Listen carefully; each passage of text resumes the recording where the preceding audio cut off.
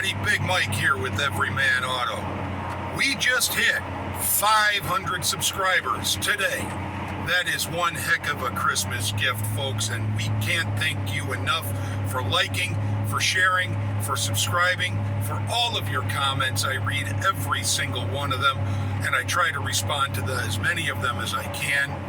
But thank you so much for helping Everyman Auto take off here on YouTube. We cannot thank you enough, and we look forward to your support as we roll into 2025. Now, with the weather changing out here in the Midwest, unfortunately, we're going to have to curtail some of our outdoor projects. However, I'm coming up with a few ideas that we can explore on how to keep the skills you learn during the good months fresh in your mind when you're not able to work in your driveway. So stay tuned for that. We're also going to have a bunch of stuff coming up. We're going to be doing a bunch of work on the Avalanche here.